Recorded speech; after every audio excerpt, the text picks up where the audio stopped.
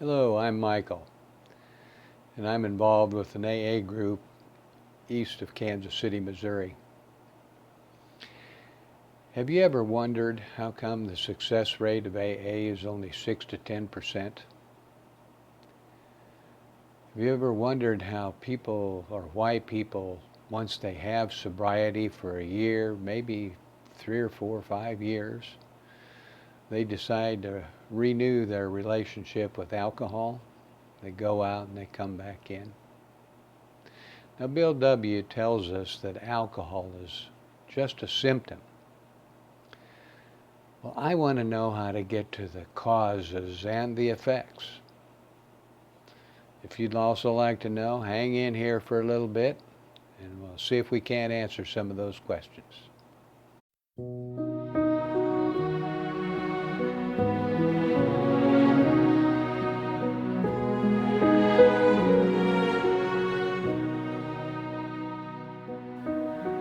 So, emotional sobriety, the next frontier. Where did that come from?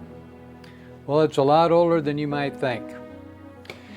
We were doing a book study in our group on a Thursday evenings, and I found this book called Emotional Sobriety. See if I can get it in there. It's a Grapevine publication, and in the first part of the book is a letter from Bill Wilson that he wrote for the January 1958 Grapevine. It's called The Next Frontier, Emotional Sobriety. And it hinges upon what he put in the 12 and 12 back in 1952.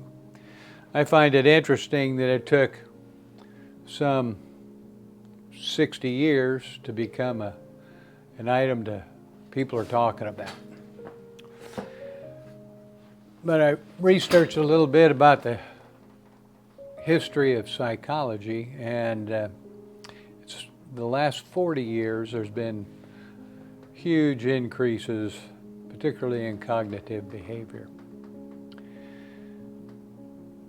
The difficulty with the book was I wasn't learning anything about emotional sobriety other than what the letter Bill put in it. And I don't know if you're like me, but sometimes I have he writes at a level way above me. It's a little difficult to follow. So I began researching it on Google, and I found the New Hampshire Bar Association was utilizing Dr. Alan Berger. Evidently, the bar had a difficulty with alcoholism. So then I researched Alan Berger, and he has a number of videos on YouTube. Plus, he's published this book called Essential Insights to Emotional Sobriety. It's an Amazon book available for about $25. Now, Alan was a high school dropout. He went in the Marines, went to Vietnam, came back an alcoholic, possibly a drug addict. Decided to get his education, finished high school, got into college, ended up getting his doctorate in clinical psychology. Also, when he came back from Vietnam, he got involved with AA. And that's him and the sponsor he hung out with is probably what got him sober. Once he got to become a doctor in clinical psychology, he recognized that clinical psychology and AA have a lot in common. So he produced this book along with his YouTube videos, which intermesh the 12 steps with clinical psychology in actually a very easy to understand language. Our liquor was but a symptom. So we had to get down to the causes and effects, and Bill Wilson writes that to us in page 64 of the big book. Now, Bill leads us to a personal inventory, and when I did the personal inventory, I felt it was about the recent events and all the things that I've done wrong. Alan Berger presents it from a different perspective.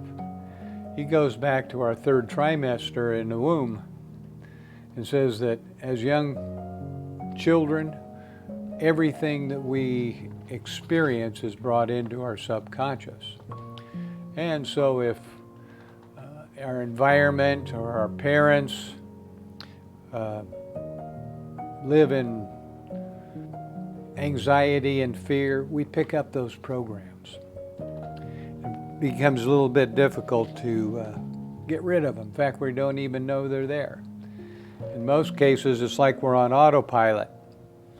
So a situation happens and the program that we learned as children pops up.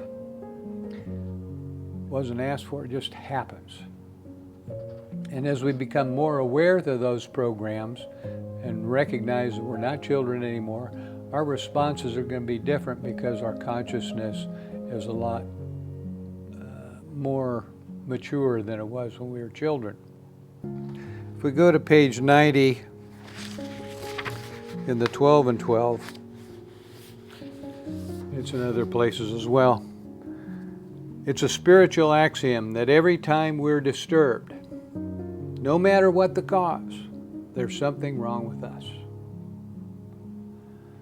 That is a difficult lesson. So when anything outside of us disturbs us, there's something inside of us that's wrong. The key is to look through all of our life, not just that single event. It's a matter of taking pause, reflection. Do I remember how I felt that way 50, 60 years ago, whatever the age? And as that enters our awareness, you can say, well, that's where that comes from. Now it's in our awareness, and when a situation in the future develops that evokes a similar emotion, we don't have the same energy or charge around it. It's easier to drop.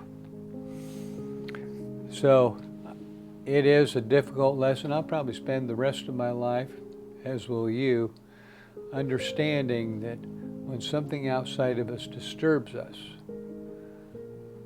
like you disturb me, but there's three fingers pointing back at me, I also need to first pause, take a quick look over my life. Where have I felt like this before?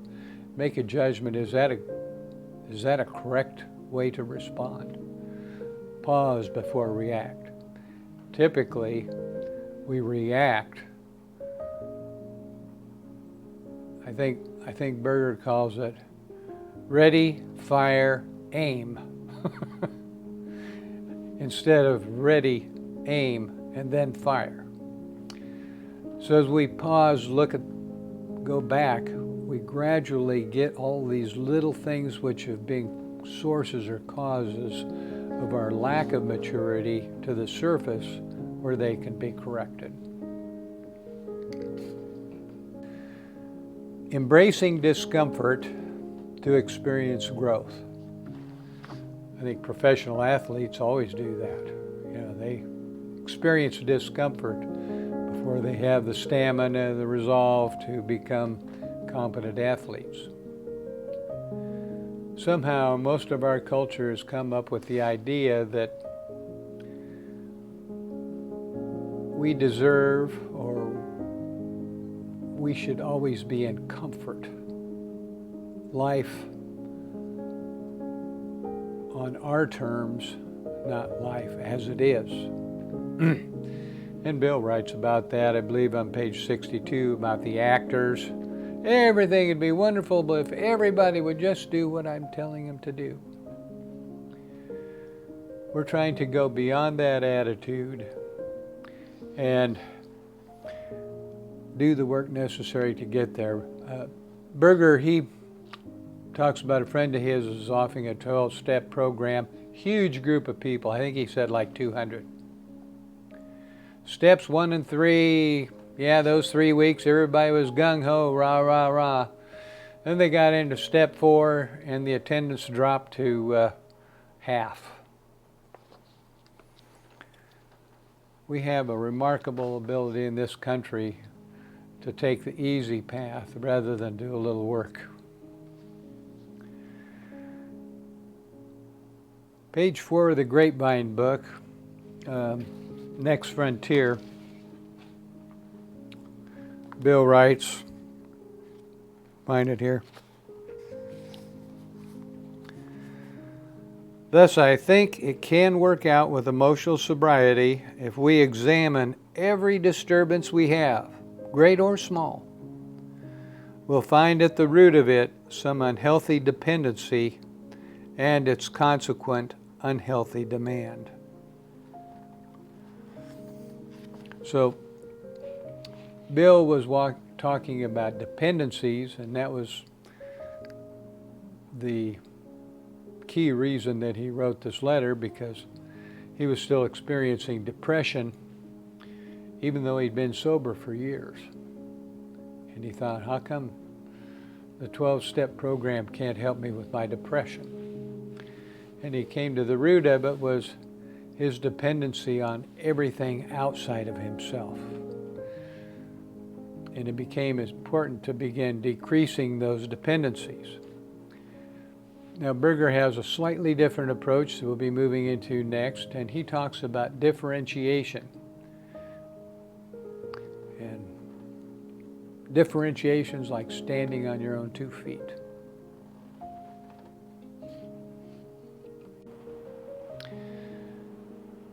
Berger uses 2 terms that took a little while for me to sort out: undifferentiation and differentiation.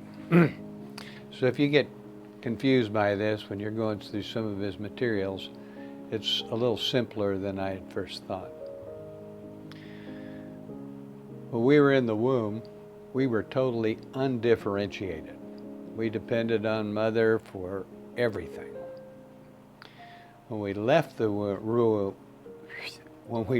womb, we took our first step towards differentiation when the doctor slapped our butt and we began to cry and we took our first breath. That's differentiation, a step towards differentiation. When I was drinking, I was undifferentiated with respect to alcohol. I couldn't not do it, all right? And as I got sober, I became differentiated with respect to alcohol.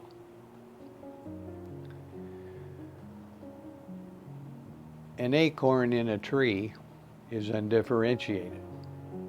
It falls to the ground and becomes another acorn, another tree, then it is differentiated. So that is the big concept between differentiation and undifferentiation. Dependencies, Bill Wilson uses the term dependencies. He was totally dependent upon everybody around him. And he even writes that he had to cut those dependencies, even with AA. Another simpler way to look at becoming undifferentiated is standing on your own 2 feet. I remember, just a personal bit of sharing here, I remember when my wife told me, "I love you, you can't live here."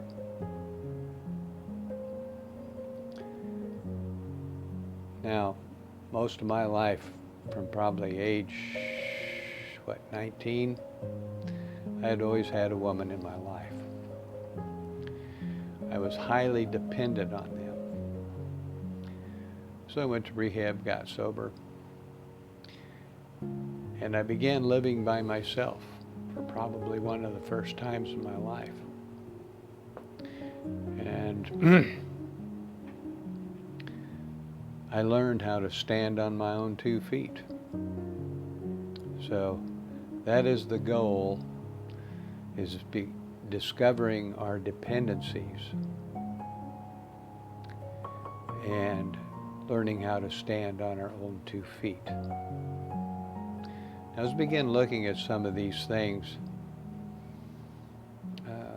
We want to avoid it because it brings up pain or whatever.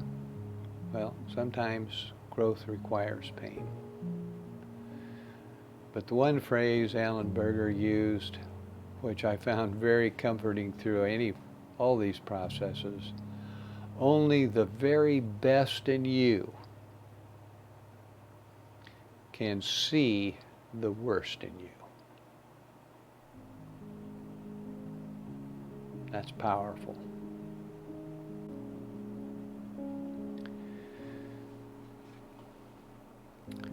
Remember when you asked God to remove your defects of character? Well, Alan Berger has a different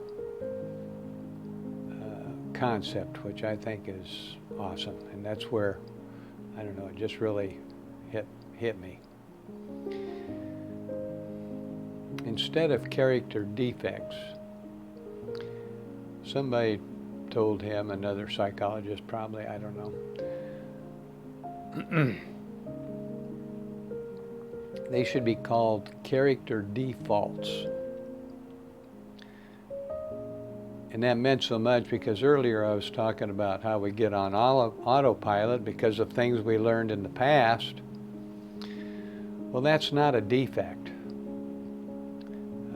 And this is truly just my opinion. It's not a defect, it's a default.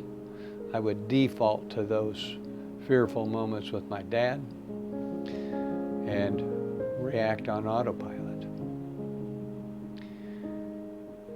The whole process of emotional sobriety is not about eliminating our defects.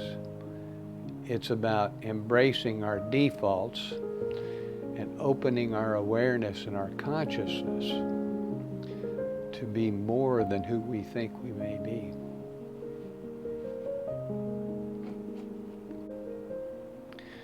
I'll share a personal example of what I'm talking about. My dad and I, we had a great relationship. We were best buddies. He was the best man at the wedding, my wedding. But it took a long time to realize that he ruled through fear. Now, he never took a hand to us, anybody in the family. He certainly knew how to pound his fist, punch his hand through walls or doors. And it was a fearful experience. And I embedded that into myself. It was much better to lie to him, to hide from him, avoid him when his fear was engaged. And I picked up that same concept. I didn't rule by fear, but my reactions when anything outside of me would trip that fear mechanism.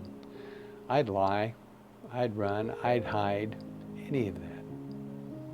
And it's taken me almost, I'd say 65, 70 years to get over that fear reaction. After rehab, I spent several months with a psychologist, and he says, Michael, he says, what can I do for you? And I said, I'm sick and tired of living my life in fear. I want to know how to live it in love. Anyway, that was one of the little things from childhood I picked up, and I carried it through my whole life, not even aware of it.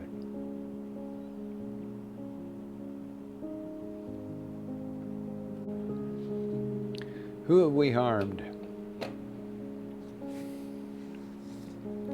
I remember making a list of all the people I've harmed. I didn't really look at how I had harmed myself. I'd like to remind you that Bill's spiritual axiom that every time we're disturbed, no matter what the cause, there's something wrong with us.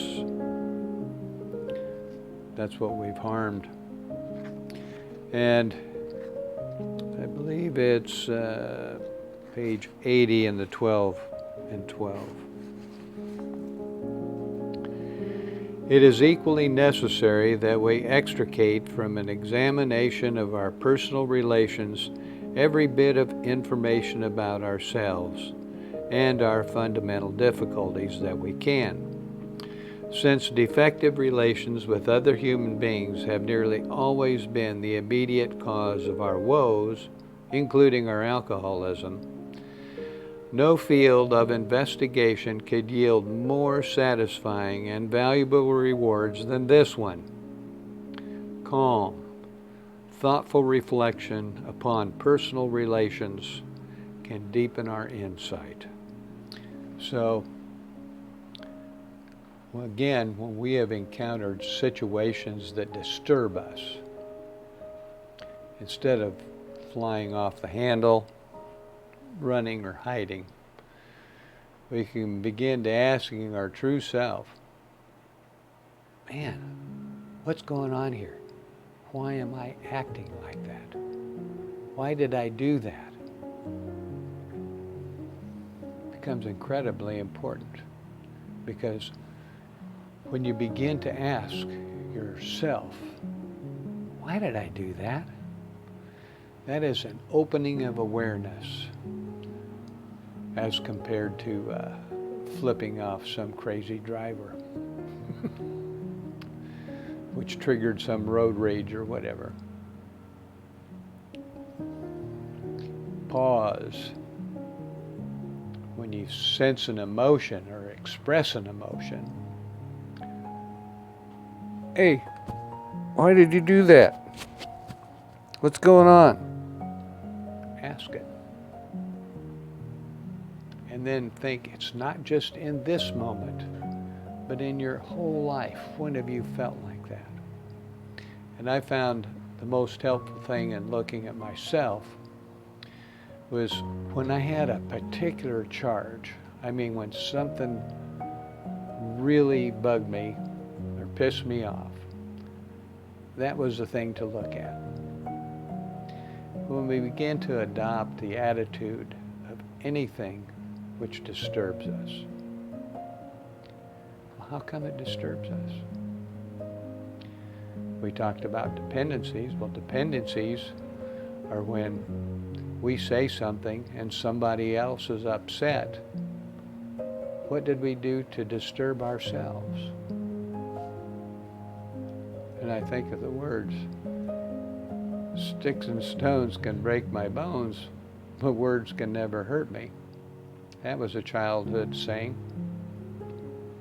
So if I say something and somebody else is upset, I am dependent, or I'm reacting to the dependency of that upset person. If I'm being honest and that person gets upset, it's not my problem.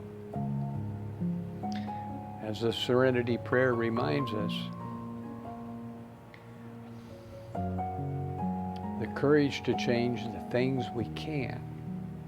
The only thing we can change, the only thing we can change is ourselves. I can't be responsible for Joe Blow that's upset with me because of something I said. But I can be responsible. Maybe I said something that was stupid, it was wrong, it was an autopilot reaction.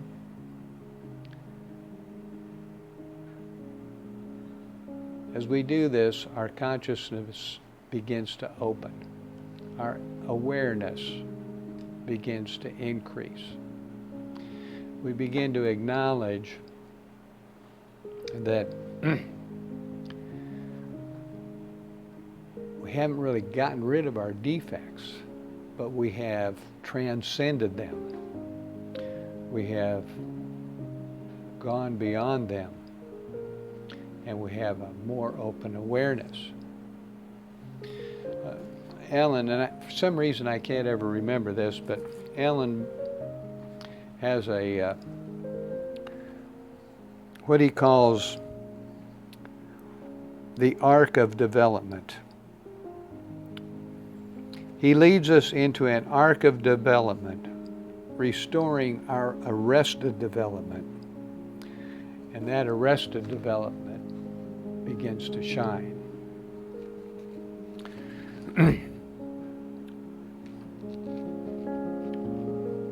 I find that personally empowering.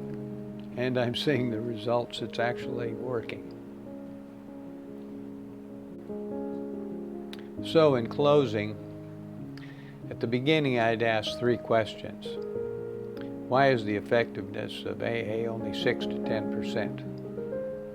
I think the answer to that is people are not doing the work. I know they think, well, I can do a step a day and in 12 days I'll be clean. It doesn't work that way. This emotional sobriety program I've been working with and the others in our group, we've been working, I don't know, must be 4 or 5 months, and we just scratched the surface. Second question, when people get sober, and maybe even for some substantial time, why do they go out and reestablish their dependency on alcohol? Become undifferentiated with alcohol, only to find themselves messing up their lives coming back in. Why does that happen? Again, it's my opinion, and I think Alan's opinion. No, Alan has a more severe opinion, maybe more insightful. People get comfortable. The promises, we all know the promises, they begin to work. Yeah, I can handle this. 1 drink ain't gonna hurt a thing. Crash, it does. Now, Alan's perception on this is self-hate.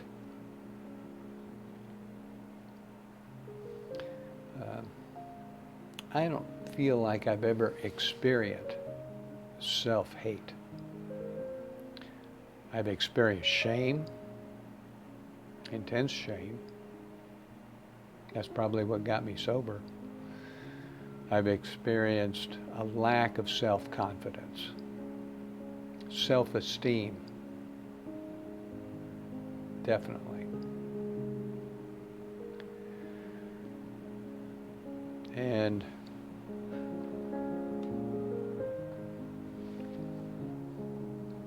I hope that we've addressed how to go beyond the symptoms to begin to tap into the causes and the effects. Now all you have to do is go to YouTube and enter Alan Berger, A-L-A-N, Berger, and Emotional Sobriety, and there are quite literally hundreds of videos available. Now what I've done that makes a good meeting material is I've recorded many of them, not all of them, because just on the correlating emotional sobriety with the steps, there's about 36 hours of video. And what I did was, in going through these, I took little 10-minute clips, 10 to 15-minute clips, and brought them to the meeting. It's made for some really unique, interesting topic material. All of those are on the internet. They are there's so many, it's difficult to find them. There's a playlist, and I found it. I tried to find it again, and I couldn't find it. There is a Another resource, if you type in YouTube in the search box, Optimal Recovery and Emotional Sobriety Institute, there's about 100 or so of those videos at that there. However, they're not sequentially organized, so it takes a little searching. And actually, the simplest way to really get kicking it off is work Alan's book. It's easy to read. He doesn't talk like a clinical psychologist. He talks like an alcoholic that you might meet in a meeting, all right? It's easy to understand. Well, the steps were easy and they're complicated. So I hope that gives you a little bit of a direction of what you can do, where you can go to get to what Bill Wilson was talking about, figuring out what the causes and the sources that created the symptom of alcoholism. Hope you've enjoyed it. Have a blessed day.